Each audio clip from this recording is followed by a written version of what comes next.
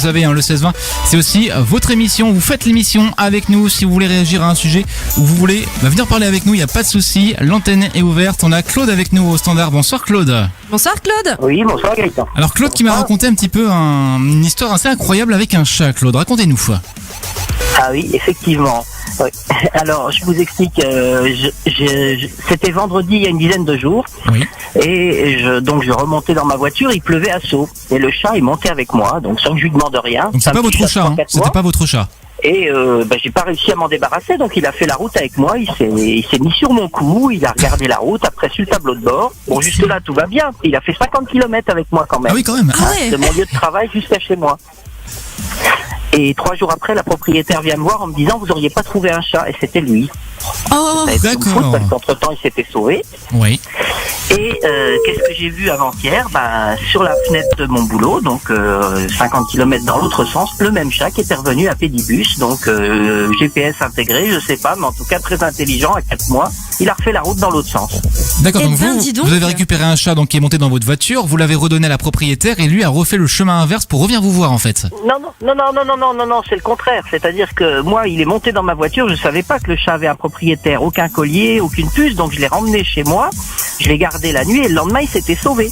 Ah oui, c'était ressauvé, d'accord, pour rejoindre sa vraie propriétaire. Tout seul. D'accord, donc il a rejoint sa propriétaire tout seul et ensuite il est revenu vers vous.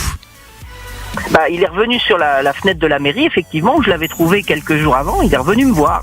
Mais là, je savais à qui il était, puisqu'elle était venue me demander à la mairie si j'avais pas trouvé son chat, donc je l'ai appelé, je lui ai dit, il est chez moi, mais cette fois-ci, je l'ai pas emmené avec moi, effectivement. D'accord, c'est excellent. C'était il y a combien de temps? Ça y a quelques jours, vous nous avez dit?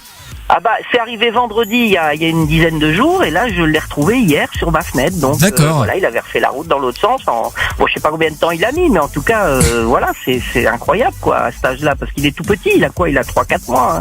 Oh là il est là. tout juste sevré, et il a fait la route tout seul, quoi, il est revenu à pied, en plus, par la nationale 57 et par la 31, pas évident, je sais pas par où il est passé, mais bizarre, quoi, c'est un chat magique, je sais pas, télétransmission, télétransportation, j'en sais rien. Mais c'est vrai qu'on en parle souvent, les chats sont très intelligents et pour pouvoir se repérer surtout, ils retrouvent la trace même à 50 km comme vous le dites Claude, mais l'être humain ne saurait pas faire ça. Ah non, alors surtout pas moi. Que les chats ont justement cette capacité de pouvoir se repérer loin, de retenir les endroits et comme vous dites Claude, on sait pas comment ils font mais ils le font en fait, ils y arrivent. J'y croyais pas. Moi, j'ai quelqu'un de ma famille qui m'avait dit que le chat avait fait 900 km. C'est-à-dire qu'ils étaient en vacances dans le sud, il l'avait perdu, il est revenu en Lorraine.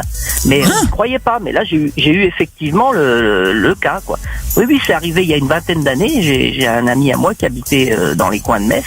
Et le chat est revenu à la maison 2 ans après, tout maigre et autres, mais ils l'ont retrouvé. Et il a fait la route du sud jusqu'en Lorraine. Oh, c'est dingue. 900 km 2 ans après. Ouais, c'est fou. Voilà. 2 ans après, revenu à la maison, tout maigrichon, mais il retrouvait ses propriétaires. Comme quoi, il y a des choses bizarres dans la vie. Ouais. Mais ils sont vraiment très intelligents. Et ils sont super fidèles aussi, les chats.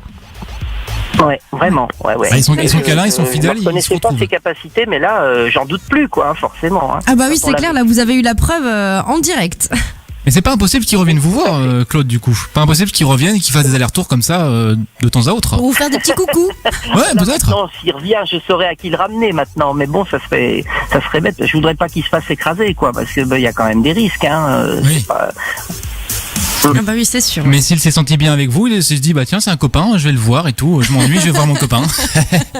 Il est très attachant. Oui, du coup, maintenant, il pourra venir me voir au bureau. Je suis à 50 mètres de chez sa maîtresse, donc pas de problème, j'ouvrirai la fenêtre. Ça va, c'est pas très loin. Mais pas chez moi.